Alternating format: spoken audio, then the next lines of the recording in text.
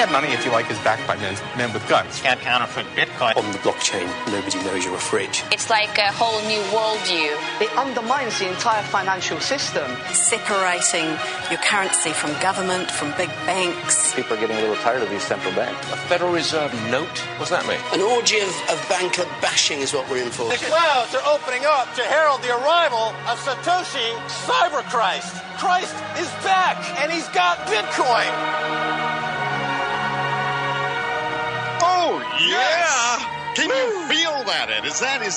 I am absolutely amped. I'm ready to go, man. My heart is pumping. The adrenaline is just going. Let's do this. Yeah. It's time for Ed and Ethan's Bitcoin Report right here on KCAA 1050 AM in Loma Linda, California, the station that leaves no listener behind. And my goodness, are we ever happy to be here? I think that's an understatement. Yes, man. Of course, my intrepid co-host, Ed, he's here with me, and it's nice to have him. My name is Ethan, and we want to introduce ourselves to you, the fine, handsome listeners in Loma Linda, California. It's great to have you with us, especially since you're also attractive. Isn't that right, Ed? Yeah. Don't sound so doubtful. Well. All right. Sorry. This is... What's that old joke you always say about being on radio? What about... I don't know. What is the old joke I always say about being on radio? If you're not good looking, you go to radio. Well, that's why I'm here. Yeah. Okay, so as I said, this is Ed and Ethan's Bitcoin Report. So this is a show all about Bitcoin, and we want to introduce ourselves. We want to get off on the right foot. We want to make sure that you know who we are and why we are so ecstatic to be able to chat with you. We're here live. So if you want to call us, you can. We're going to throw out the call-in number about halfway through the show. We're going to have a great guest on. His name is Trace Mayer. He is an investor, somebody who's going to be able to – serial investor is what I'd call him. He's somebody who's going to be able to tell you all about what's happening in the Bitcoin markets, why you should be interested in Bitcoin. I view this as a revolutionary technology, something that I've been into thanks to you, Ed. Yes, it has. I pushed it on you, man. I just kept telling you over and over again. And boy, was I ever happy you did eventually, because if you hadn't, well, I would have been left out in the cold wondering what's going on with this Bitcoin thing. I'm so scared. All right. So anyway, we do want to thank the good folks at the Let's Talk Bitcoin Network. They have made this possible, and it's they've been doing incredible work. Yes, thank you so much. Bitcoin related media, a great job there. Also, the team here at KCAA Radio 1050 AM has been absolutely stellar. We were introduced today to Mia here. She's producing in the background, and she is, I'm going to tell you, the impression she brings across right off the hop is pure competence, not something I'm used to in the studio here with Ed. Hey. But what? Okay. Oh, true story. Okay. Also, to the best of our knowledge, this is the very first live broadcast of a Bitcoin-themed financial news and talk show airing on a commercial radio station in North America. So yeah, man. I feel kind of like a pioneer. Like we should be wearing hats with tails. Yeah, the beaver hats. Yeah, that was who was that? Davy Crockett. Davy Crockett, yeah. Right. King of the Wild Frontier. Right. Yeah. So we're almost like Davy Crockett, except we're sitting in nice leather chairs. So, and we also have to point out that we are Canadian. Yes. Oh, yeah, we don't have to point that out. No. So now half of the audience has left. They can because they think we're just going to talk about maple syrup, hockey, moose, and what else do we like? Zambonis? Back bacon, I think is. Okay. Yeah.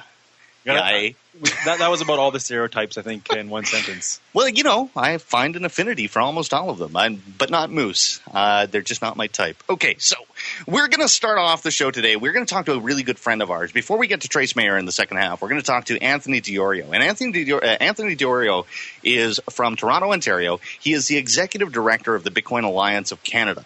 Now, we're going to get into, in future shows, we're going to talk about Bitcoin advocacy groups, all that kind of stuff. We're going to give you sort of the details as to what the Bitcoin ecosystem is like politically.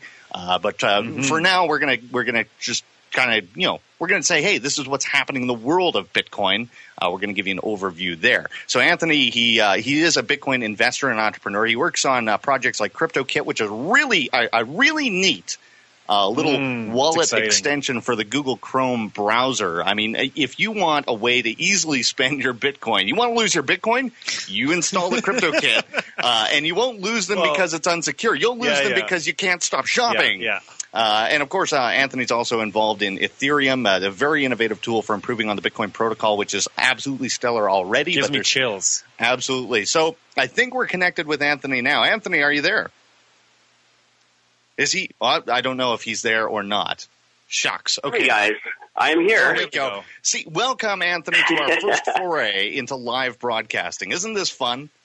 It's great. Am I right that I'm the first person on a live radio Bitcoin show? Then absolutely. I'm the first guest. You, sir, are making history. So congratulations to you. I think this is something that you're probably used to by now, though. From what I've seen of all the projects that you're involved in, I'm honored that you have me on as your first guest, guys. I really appreciate it.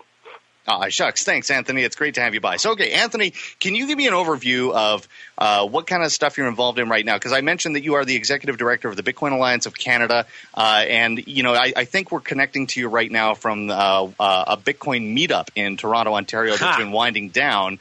So, I just kind of want you to give me a feel for what you're involved in the Bitcoin community in Canada, and, I just want you to tell me it's really active and really cool. Sure. So, it's winding down. We still got a ton of people here, though. We do a Bitcoin meetup every Wednesday at Bitcoin Decentral, which is a 5,500 square foot, 4-floor building in the heart of downtown Toronto. That's a complete building for Bitcoin. We're setting up an accelerator program, which is a way to bring in Bitcoin businesses, put them through a 3-month program.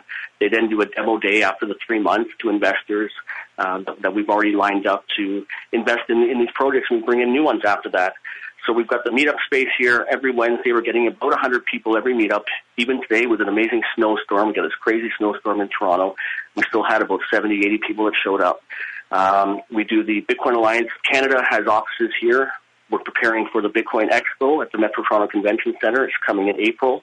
It's offices for Cryptokit, my Bitcoin wallet system, and it's offices for Ethereum, which is a really exciting new Bitcoin 2.0, cryptocurrency 2.0 platform. Now, you just released the Bitcoin ATM in Toronto there, correct?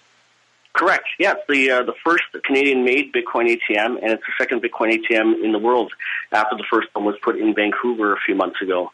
It's doing really well. I've got another 5 on the way, and people are loving it. Yeah, those ATMs are awesome. For those who don't know, it's basically a way to take your Bitcoin down to Yield ATM and exchange Bitcoin for cash, or use the ATM to buy Bitcoin. Plug some of your cash into the Bitcoin ATM and you get Bitcoin out, which is, it's a code. A cryptographically secure code with your Bitcoin on it. It's like your own mini exchange. You mentioned, Anthony, the Bitcoin Expo, because now, for those who don't know, there have been a wonderful number, an array of Bitcoin conventions all over the world. I mean, there have been Bitcoin conventions in Argentina and San Diego, I think, Miami, Atlanta, sure, all over the place. So you are bringing a major Bitcoin Expo up here in Canada to Toronto, Ontario, and I understand you've got some incredible speakers lined up. You're going whole hog on this. Can you tell me what people can expect from the Bitcoin Expo and when it's going on? Sure. So I've gone to 12 expos, I think, in the last 12 months. Pretty much one a month I'm heading to. I've been all over the world speaking engagements at the expos, participating. And the Bitcoin Alliance of Canada has been planning one for Canada, which would be the first major Bitcoin conference in Canada. And I've learned a lot along the way as to what makes a good conference, I think. There's been some really good ones. The one in Argentina stands out the most to me. It was really a community event. I mean, in a country there where the government is locking down the money, there's a huge community out there that's really, really passionate about Bitcoin and, being able to control your own money. And it's really flourishing there. The communities are massive. I think they've got over 1,000 members of one of their meetup groups over there. Whoa. So what we're trying to bring community and business together with Bitcoin. We're bringing in the local art scene in Toronto. We're going to be bringing in the local music scene in Toronto. And we're really going to try to create an event that is community-based, really passionate Bitcoin volunteers. I got 130 volunteers for the Alliance right now that we have to delegate tasks to. And it's really going to be an extremely passionate event that's revolving around Bitcoin, this most exciting technology I think that's come about since the internet came around.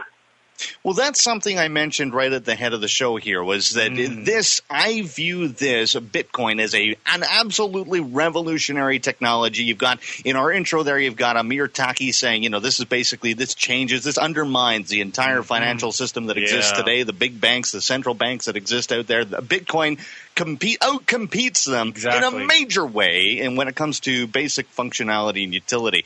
Anthony, I want to know from you, as the executive director of the Bitcoin Alliance of Canada, do you view Bitcoin the same way I do? Do you see this as truly revolutionary, something that really can challenge the status quo, the current paradigm we're dealing with now in respect to finance and our financial ecosystems around the world?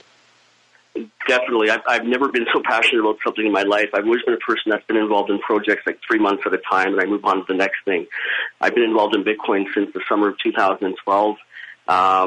It's all I've done since then. I started the Toronto Bitcoin Meetup Group soon after, the Bitcoin Alliance of Canada after that, and then we're going to be announcing the Global Bitcoin Alliance this month in the conference in Germany.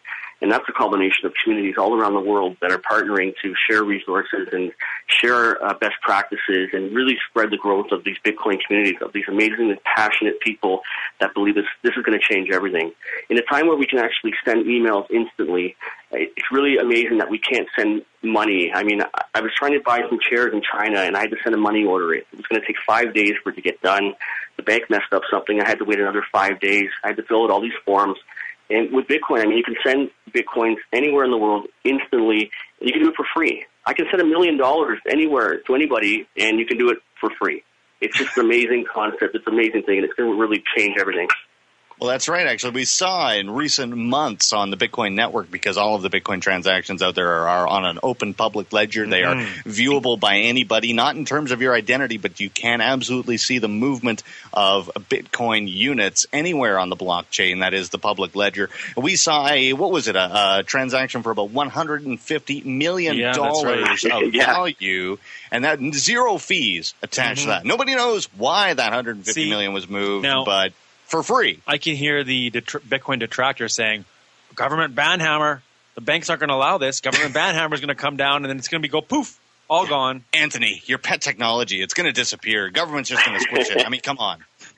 Just when they're trying to figure out Bitcoin, then we got these other Bitcoin 2.0s coming out, and the evolution of cryptocurrency, and now being able to roll out other financial transactions. I mean, Bitcoin's amazing as a transfer system of money, but now there's other things coming out, and that's where I'm most excited about right now, actually. Yeah, well, like I said, you're involved in Ethereum, and hopefully, if we've got time, I'm not managing our clock well, because I am who I am. It doesn't matter how many years of experience I have or don't have. This is just how I am. So, on the podcast, there is no time limit. That's right. At ednethan.com for our more generalized political or apolitical talk show, there is no time limit, so I don't have to worry. But here, let's get back to this. So, Anthony, now you're involved in Cryptokit. That's KRYPTOKIT, Cryptokit, and that is, as I mentioned, a really cool little extension for Google Chrome. It makes it really easy to basically have a Bitcoin wallet attached to your web browser. Like I said, you can just kind of spend coins as you like at Bitcoin merchants. So, Anthony, can you tell me, because I've been watching Cryptokit, and the development has been really cool. From the basics, when it first started, it was basically just a wallet and a messaging system. Now you've got news and charts and all sorts of different stuff in there. So can you tell me where Cryptokit is right now in terms of a user appeal and where it's headed? Sure. So the key for the early adopters of Bitcoin is developing the infrastructure and making things usable for everyday people to get into the space. We try to develop things that my grandmother can use. So Cryptokit is a Chrome extension wallet that's the easiest, fastest Bitcoin wallet to set up, and it's the easiest one to make Bitcoin payments. So you basically move your mouse around, you get yourself a brand new wallet in a couple seconds. We believe in frictionless systems that don't require usernames, don't require passwords, something that you can have instantly and be able to put it away when you don't need it.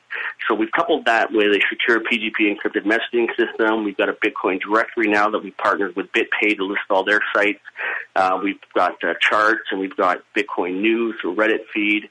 We've got a donation box there to donate to Sean's Outpost, which is a homeless shelter in Pensacola, Florida, that feeds the homeless with Bitcoin. So we got a really cool set of tools and a lot of plans for in the future turning into a social network. Fantastic, you So know, awesome. and I've wanted to talk about Sean's outpost. There's so much to get to in the world of Bitcoin. Let me tell you, I mean, it's just ridiculous how much development and advancement there is out there. And I'm very happy to use Cryptokit myself. It's a lot of fun. I just love it. Yeah, it works good that there's so much to talk about because, we talk lots. Yeah, So- we never shut up, but that's okay. So we're playing to our impediment or our developmental disability. I don't know. We take our weakness and turn it into our strength. Right. Yeah, Lemons out of lemonade. There you go. Except with my cooking skills, I'd still burn down the kitchen. Okay, so, Anthony, is there so Cryptokit is at KRYPTOKIT.com, right? And so anybody with Google Chrome can download that, right? That's right, and we're trying to work on a Firefox extension, but it's extremely harder than it is with Chrome, and it's something that we really want to push out. And we also want to be working on the iPhone app and blockchain app, and we've got all these other cool features. We can now sign contracts or any documents actually using our PGP encrypted system. So we're adding all these cool little things that are going to make it easier for people to use Bitcoin and for people to verify their identity. We're even working on like a password-free system for websites where you don't need to log into anything anymore. You basically it's just getting verified in Cryptokit. You've got your key pair that signs the page, and we're going to remove passwords on websites and user logins. So these are all these little things that we're working on for the future. Very cool, Anthony. I'm curious about something because you just mentioned you mentioned something for Apple. Is that right? Yeah, that is our goal to try to find some way that we can get on the App Store, and we have a couple ideas for that. Right. Are you aware that they just kicked blockchain.info, the most popular Bitcoin hybrid website, by the way. They kicked blockchain.info's app off of the App Store. No response, no reason as to why, no explanation. They just kicked it off. I was not aware because I direct people to blockchain every day coming into the ATM when they have Apple iPhones. I mean, it's the only way that they can get a wallet. And I tried tonight with somebody and it wasn't there, and I thought something was wrong, but I didn't realize that they'd gotten rid of it. Yeah, they have gotten rid of it, and like I said, no explanation provided. I think it's because Apple is competing with Bitcoin as a payment system because Apple has their own payment system, and they have been, just ridiculous towards any Bitcoin-related apps. Yeah. So you've got Android operating system. You know, my Samsung Galaxy S4 has access to thousands of Bitcoin-related applications. Apparently, Apple is just telling Bitcoin users to shove it. Well, there was that one, right? What was the right? Access they've on the got web? they've got there's a browser-based solution which is being worked on, which is really cool, called coinpunk.com. Anthony, I would suggest you look that up. Coinpunk.com. Yeah, but even blockchain. Blockchain.info will be able to also work on the web-based system as well. So you can still use your web wallets there, but the apps are much more convenient, definitely. And what a shame that they've taken that down. Yeah, well, listen, to me it's just the death rattle that is the slow death of Apple because they've gotten a lot more closed off in how they're dealing with their customers. And listen, that just doesn't fly in the end, at least in my opinion. So, Anthony, I tell you what, I'd love to get to more, but we are pressed for time. So I'm basically gonna end this off here. We're gonna go to break fairly shortly. But thank you so much, Anthony, for coming on the show and for making history, being on the very first live Bitcoin news and talk show on commercial radio. It's been a lot of fun to have you on. Thanks so much, guys. I'm really honored to have me on as first guest. Thanks, guys. Before you take off, where can we find you, Anthony? Oh, yeah. Where's the best place to find you on the web? My email address is adiorio@bitcoinalliance.ca. It's ADIIORIO at bitcoinalliance.ca. That's the best place to reach me. And www.cryptokit.com with a K. Fantastic. Awesome. Cryptokit.com. Thanks again, Anthony. Much appreciated. Thanks, guys. All right, so we're gonna head off to break in just a moment here. We're on the other side of the break. We're going to connect with Trace Mayer, and you don't want to miss with this. Trace Mayer, he is a serial Bitcoin investor and entrepreneur. This is a guy who is talking about investing in Bitcoin, making that public recommendation back when Bitcoin was priced at all of 25 cents or something like that. Man, so, and today, Bitcoin's trading at about $750, $790 on Bitstamp, one of the largest Bitcoin exchanges. So, you don't want to miss this. Coming off on the other side of the break, it's going to be Trace Mayer, and we'll be back right after this.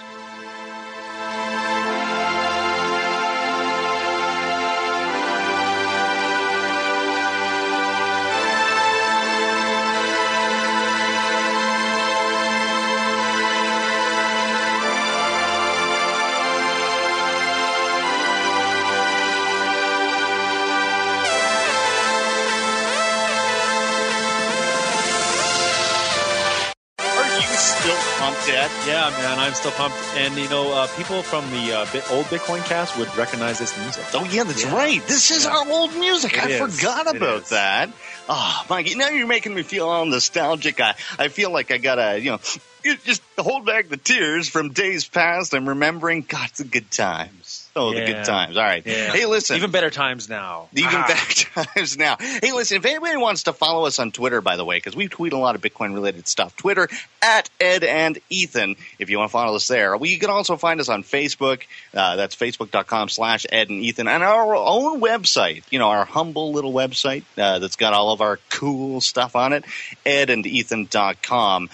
So, if you want to cruise on by edandethan.com, everything we've got to offer. It's not much, we're just humble Canadians doing our thing, but we've got some stuff there, so you might want to check it out. And if you thought something we said was wonky, hit us up at feedback@edandethan.com. What do you mean wonky? These people worship us, Ed. Yeah. If they listen to the show, they're clearly...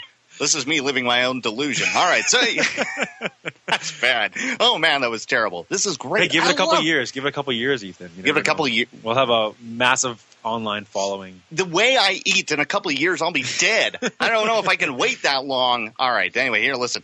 We're so right here on KCAA, 1050 AM, Loma Linda, California. The station that leaves no listener behind. We're bringing on Trace Mayer. He is a serial Bitcoin investor and entrepreneur, and I mean this guy is a serial investor. He's got his hands in so many Bitcoin pies. His fingers must be awfully tasty. He's author of The Credit Crunch and other great books you can find on Amazon. You can find his writings and so much more on runtogold.com. We're going to ask him specifically about that URL. Runtogold.com. Run, don't walk. Runtogold.com. This is a fellow who absolutely did start recommending that people buy Bitcoin when it was trading for just 25 cents per Bitcoin. So maybe that'll tell you this guy's got something to say that could be valuable. Knowledge bomb. Boom. Knowledge bomb. Knowledge bomb. Absolutely. So, Trace, you should be connected with us now. Are you there? Yep, I'm here. Hey, fantastic. Look Awesome. at that. Live radio coming together. I feel kind of like I have superpowers. I'm not going to lie. We're halfway done, and I'm almost kind of sad because we're halfway done. Oh, it's terrible. So, Trace, thanks a bunch for coming on the show. It's great to have you on. Glad to be here. So, okay, now I described you as a serial Bitcoin investor and entrepreneur. By the way, before I forget, we're going to throw out the call-in number. If you do want to join us on the show to ask us any questions about Bitcoin, if you want to ask Trace Mayer, the Bitcoin guru, or at least one of them, there are a few out there, you can call us at 1-888-909-1050. That's 1-888-909-1050. See how they did that? 1050 a.m. The call-in number, 1-888-909-1050. I love that. So, Trace, now, why were you recommending that people buy Bitcoin at 25 cents? What caught your eye? Well, I had done some research about Bitcoin itself and was comfortable with it, using it and things like that, and then also the financial privacy aspects that it has, because you hold the private keys yourself if you do it properly, and that means that you control your own money, and I think that's a big, big, big deal. But Trace, I mean, if I have dollars in my pocket, don't I control my own money? I mean, that's me controlling my money, isn't it? What's so different about this Bitcoin thing?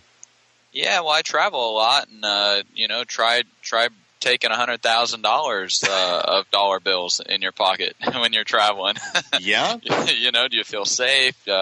Are people with badges going to take it from you? And so it's very easy to take the private keys to those dollars. You could say, if we're saying that private keys are the control of the asset. And the other thing about Bitcoin is because we have that third party that we don't have to trust anymore. You don't have this tension between the owner of the asset and the person who holds the private keys to the asset. Right. Like HSBC, they recently had a big PR nightmare because they weren't letting people withdraw their British pounds. So we have an example where somebody holds the private keys to the British pounds and somebody else has ownership of their British pounds, and there's kind of an argument about how those private keys should be administered. With Bitcoin, you don't argue with anybody because you hold the private keys yourself, so you don't have to be anybody's whipping boy, you could say. Right. Well, yeah, for those who are unaware, HSBC was basically telling people, if you withdraw too much money, whatever too much was in their eyes, too much money, then they'd start asking, why are you using the money? Why do you want your money back? Huh? Why would you want to pay a builder? Well, then you'd better provide us the builder's quote and prove that you want your money for legitimate reasons. And every time you said you were air quoting there. Yeah, I was there. Yeah. But, yeah, I know we're on radio. I just think people are that in tune with me. So, okay. So we're basically personal management of money. It empowers the individual to take true control of their wealth assets. Yeah, so that's the first big thing I like about it. The other really big thing I like about it is that it's the first practical implementation of triple entry bookkeeping that the world has ever seen. And I think that's going to have just massive implications all over the world. I mean, we've got this sheet of paper that is instantly available to millions of people all at the same time, and as soon as anybody writes on it, it updates automatically to everybody else, and there's no way to forge it. I mean, I don't know if you read the article in the Washington Post today, but there was a giant fire down in Buenos Aires that destroyed the archives of the Argentine Central Bank. Oh. Huh. How convenient was that? Right? Well, But last time I checked, you couldn't burn down the blockchain. It just didn't work that way. Well, and so I think that's another big innovation. Not only do you hold the private keys, not only is it trustless with no third parties, but you can't forge it, you can't burn it, you can't destroy it. It's here, not going away. And we got lots and lots of processing power behind it. Well, yeah, and that's the thing, right? So the blockchain is distributed amongst various, countless individuals who are participating in maintaining the Bitcoin network. And this is something that really makes it powerful, right? If you go to, because people out there might be familiar with a company called eGold. Yes. eGold was a really cool kind of service. Basically, you had money in the eGold system. It was backed up by gold, but it was centralized.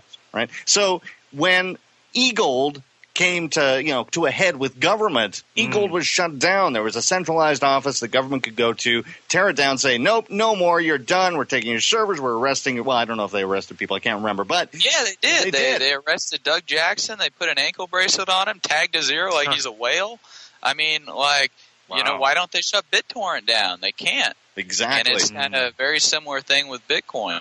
That's right. There is no Bitcoin HQ, right? All of this is completely decentralized. It's a completely voluntary association of like I said, countless number of individuals around the world. If government wanted to shut down Bitcoin, they'd have to find every single person that's participating and haul them off to jail. And even then, frankly, you wouldn't really be able to shut it down if somebody else decided I want to pick up where somebody else left off. No, that's it. We kind of saw this with file sharing, right? The government kind of went after you mentioned some big guys, right? They went after the guys at the Pirate Bay.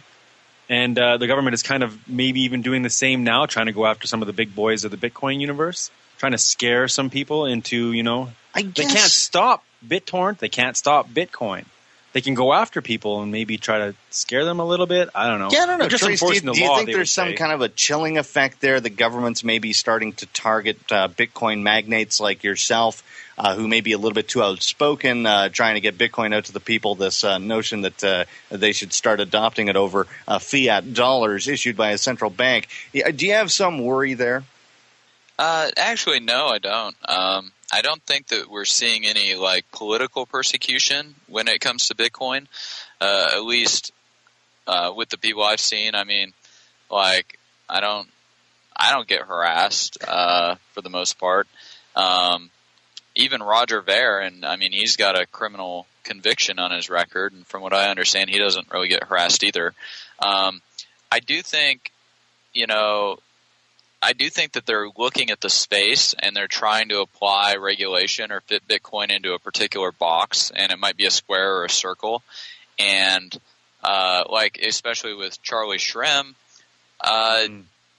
Charlie's kind of young. He has a little bootstrapped company, and he wants to play in a financial services space. That's expensive. There's lots of legal implications. You're on the cutting edge of technology. I mean, there are a lot of I think that there are a lot of opportunities where the law can either be interpreted in an overly broad way, or it could be interpreted arbitrarily and capriciously. And if you don't have the funds or the money to defend yourself, you kind of are, hanging yourself out there, just waiting to get taken advantage of by these regulators that might want to be advancing their own political career. Because I think that might be where some of the motivation is. They might want to be like, "Oh, I cracked down on Bitcoin. I'm really good. You want to elect me as a senator." So I think that might be a political implication of it. But I don't think we're seeing Bitcoiners or people involved in Bitcoin being targeted by the IRS, like the Tea Party was targeted by the IRS. I don't think we're really seeing that yet. And actually, when I talked with a fellow from IRS Criminal Investigations Counterterrorism, we'd both been invited to speak to a financial institution, and I was kind of, jabbing him in the ribs about this IRS scandal. I'm like, man, that's just got to piss you off. I mean, you want to be somewhat, neutral in the application of the law. You don't want to be used as political silencers, and he's like, oh yeah, we're so mad, we want to get out of the IRS and go work over under Treasury, like the whole department. I mean, he was fit to be tight about it, because a lot of my friends that I went to accounting school with or I went to law school with, I mean, they're public defenders or they're prosecutors or they're working at the IRS or other government entities, institutions. I mean, we have a system that a lot of these people think is going to be administered fairly because we hold this idea of freedom of speech very high in Western society, particularly in the United States with the First Amendment. And so, even if you don't agree with what somebody's saying, you don't go and use your political office to persecute them. I mean, for the most part, I think that a lot of our rank and file people in government kind of look at it that way. The cop might not like the bumper stickers on your car, but I don't think that they, for the most part, abuse their authority to, give someone with the Obama sticker an extra ticket if they're a Republican, et cetera. And so I don't think we're seeing that type of persecution of Bitcoiners either. Yeah, I tend to disagree. I mean, I think that government bureaucrats and agents of the state do typically have a sort of a propensity to abuse the authority that they have. I mean, I'm just thinking of incentives. To me, this is just all a simplistic sort of economic discussion, how people respond to incentives and whether or not they are held to account by the market, whether or not market competition does play a part in keeping those incentive responses, let's say, ethical. But look, they'll have a hard in the U.S. for the most part. If they're abusing their authority, they might get fired. They might get fined. I mean, San Diego's got the largest number of police officers in jail, of anywhere. So, I mean, I do think that by and large they do get away with a lot of stuff that private citizens wouldn't get away with. But I don't think we see a lot of.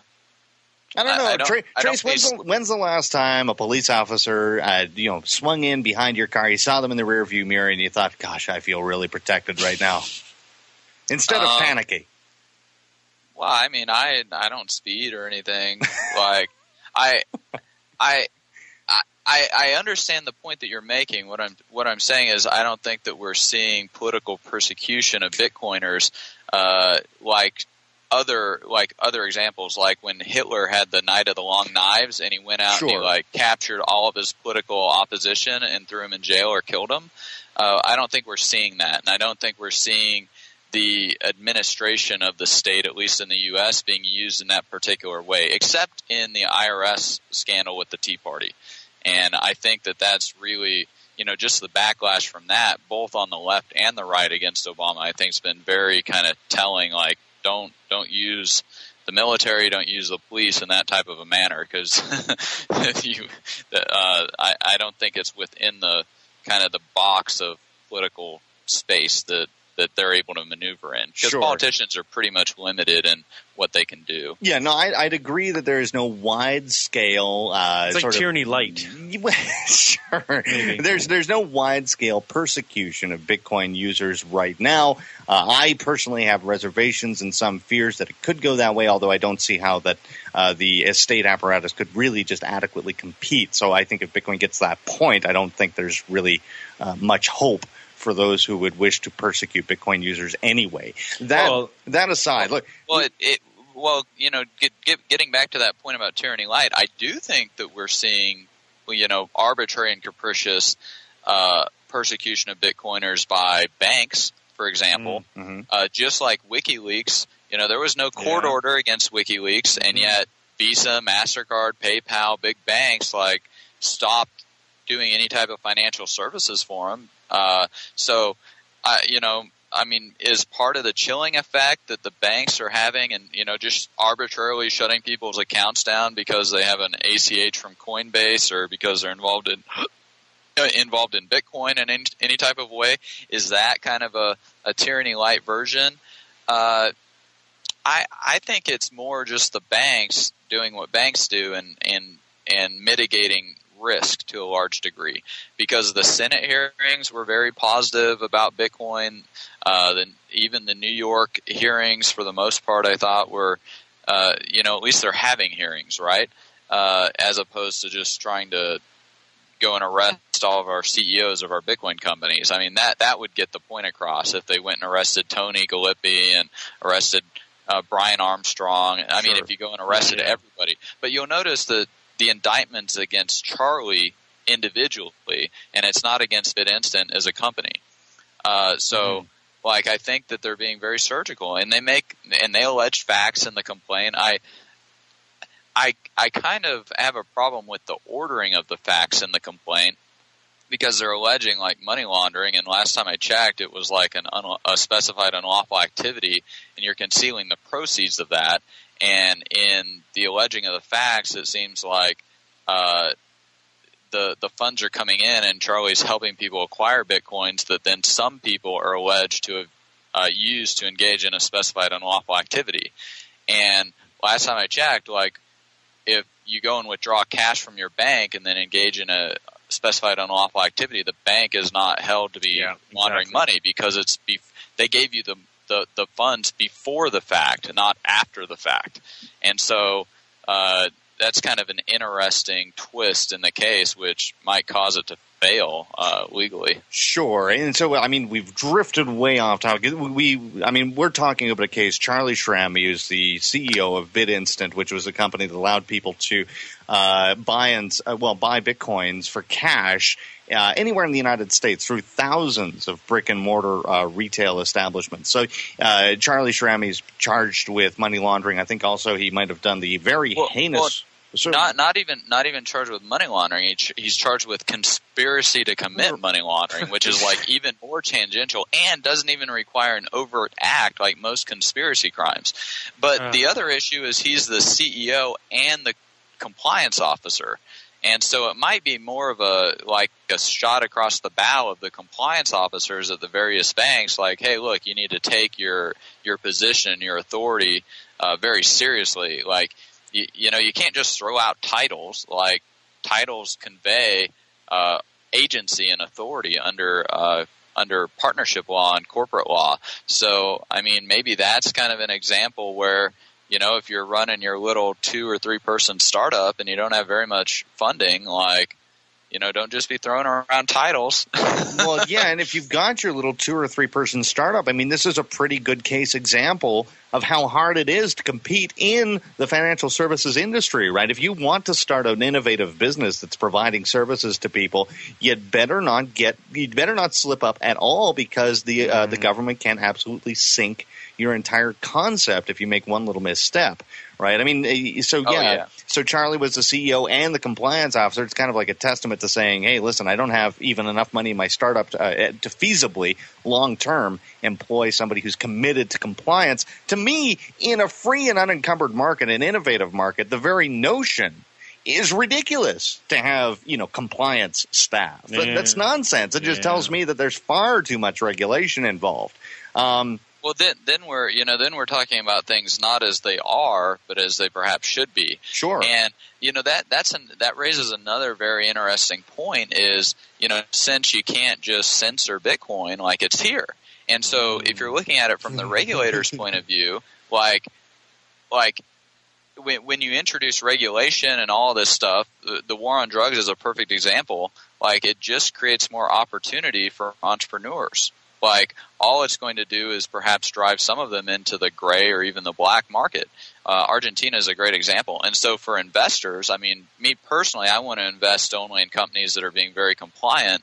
I was asked by senior VP at a major bank about this. Like, what are you looking for in Bitcoin investments? I'm like, well, I want one that's going to be around and my founder doesn't get arrested because that's bad for ROI.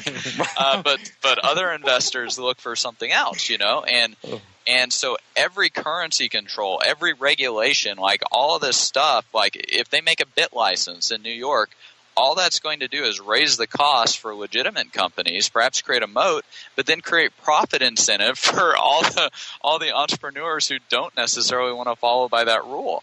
And so Bitcoin's very anti-fragile in this whole space. Like the more chaos, the more regulation, the more rules, the more all this stuff, the more opportunity it creates for entrepreneurs. So Trace, and that's kind of exciting. Okay, so remember, if you want to call in and ask Trace or us a question about Bitcoin, you can do so. 1-888-909-1050. Again, that's 1-888-909-1050. So, and I guess I had a question with regards to what jurisdiction do you like the most that's most Bitcoin friendly? Oh, well, I really like Singapore. Last year I was helping an attorney. We drafted like a 30-page memo, sent it to the central bank, and they've actually come out with some guidance, tax guidance particularly, that I think is very friendly for like hedge funds and kind of the whole offshore tax system that's out there with intellectual property and things like that. And so, like, I think Singapore is just gearing themselves up to be kind of a Bitcoin exchange hub, and so that's very exciting. Other jurisdictions I really like are Argentina, because they just make all these stupid rules and have currency problems, and so there is so much opportunity. Yeah, people underestimate that. Like, I was down at the conference, I was talking to a guy running a hotel, and he says when a customer pays him $100, depending on the route it takes to get to him, if it's credit cards, the official rate, or if it's physical cash, and then the blue rate, trading for pesos on the street, depending on the route it takes to get to him, and whether he pays his income taxes and sales taxes and like all that stuff, he gets between 1,000 pesos and 150 pesos in his pocket. Wow. That's like an 85% spread depending on which middleman you koto Incredible. to. And so, that opportunity for arbitrage, like all of that profit motive and incentive for creative entrepreneurs to solve problems down there in Argentina, like, man, no wonder it's taken off down there, because it's so profitable. Sure. Look, this is one of the things you mentioned here. Bitcoin just kind of here. It is very resistant to those friction-laden regulations, those regulatory schemes. There's a case here in Canada. There was a mushroom seller, and he got all his mushrooms from, I can't remember, I think it was Peru or something. Magic mushrooms or just like regular mushrooms? No, regular mushrooms. Oh, it was just regular. You've got to focus, do you? Okay, listen, leave it for after the show. So, okay, so this guy, he's a Canadian, okay, he's at Toronto Pearson International Airport, and in Canada, we're not allowed, because we're so free, I'm sorry, in Kanakistan, us Kanakistanians, we're not allowed to take more than $10,000 outside of the country with us. That would just not allowed. Don't do it. Don't try. You can't take it at all, or you just have to declare it if you do take it?